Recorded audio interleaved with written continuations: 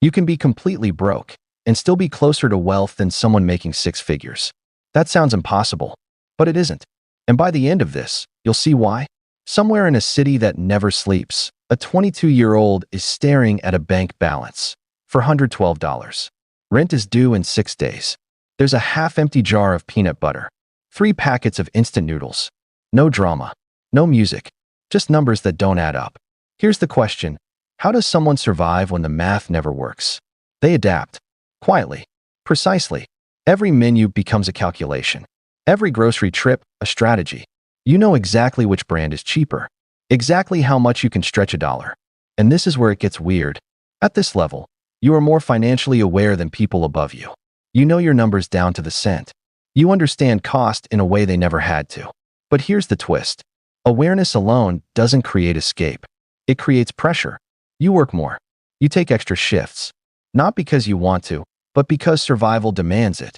So the real question becomes, is survival enough? No one tells you this, but survival is a skill, and you're getting very good at it.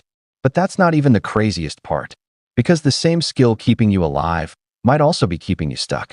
And that's when things start to change. 2 years pass, maybe 3. You're not broke anymore, but you're not free either. You've entered a strange zone. Enough. Rent gets paid. Food isn't a problem. The panic is gone. So why does it still feel like something's missing? Because now you can see what you can't have. The credit card balance that never disappears. The student loan that doesn't care how hard you worked this month. The savings account that feels embarrassingly small. But here's the strange part. Stability isn't security. It just looks like it from the outside. You look around. Co-workers. Same desks. Same routines. Some have been here for 10, 15 years. And suddenly, a new question hits you. Is this it?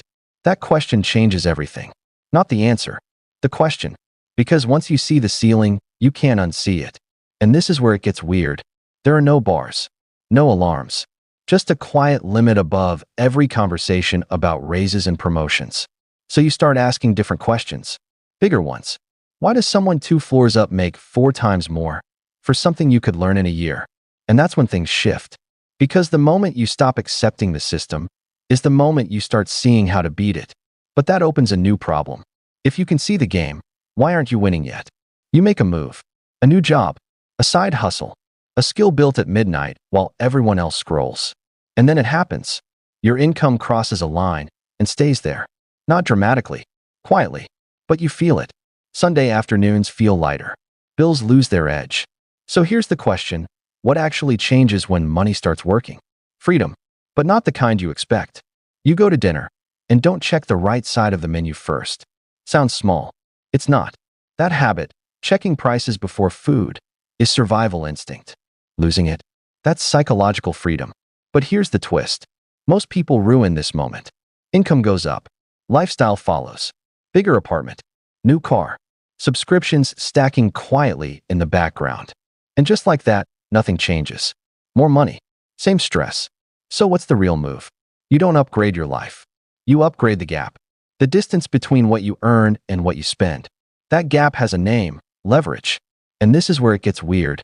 Leverage doesn't feel powerful at first. It feels boring. Like saying no when you could say yes. But that small gap, it compounds. Into choices. Into options. Into power. And that's when things change again. Because now you're not just surviving. You're building something. But building comes with a new fear. What if you lose it? Now you're doing well. People can tell. Not because you say it, but because of the details. Where you live. How you move. What you choose. From the outside, it looks like success. But here's the strange part. Inside, the anxiety didn't disappear. It evolved. At $400, you feared missing rent. Now, you fear losing momentum. The market turning. One mistake unraveling everything. So the question becomes, does money actually remove fear? No. It reshapes it. And this is where it gets weird. Every level has its own version of scarcity. The numbers change. The feeling doesn't.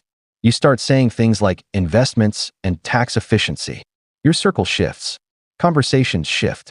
People talk about assets instead of rent. You buy something you don't need. Not impulsively, intentionally. Because for the first time you can. And it feels strange. Not guilty. Just unfamiliar. Like stepping into a life you once watched from the outside. But here's the twist. you realize something most people never see. Nobody is as secure as they look from below. Everyone is managing something, protecting something, risking something. And that realization hits hard. Because if no level is truly safe, then what are you actually chasing? You cross another line. Quietly. Permanently. Now money works, even when you don't. Not fully. Not magically. But enough to change the rules. So here's the question. What happens when survival is no longer the goal? Everything shifts. Time becomes the real currency. Not hours traded, but choices made. You stop asking, how much does this pay? You start asking, is this worth my attention? And this is where it gets weird. Attention becomes scarce. More valuable than money ever was. You say no more. To opportunities. To people. To things that once felt impossible to refuse. And then you see it. There are levels above this. Always. People who don't spend, they deploy. Who don't earn, they influence. Their decisions don't just affect them. They shape systems. And here's the twist that changes everything. The game was never just about money. It was about understanding how the system works and where you stand inside it. And somewhere, right now, a 22-year-old is staring at $412. Tired. Calculating. Unaware. But here's the final question. If financial intelligence compounds, just like money, then what happens when they finally figure it out?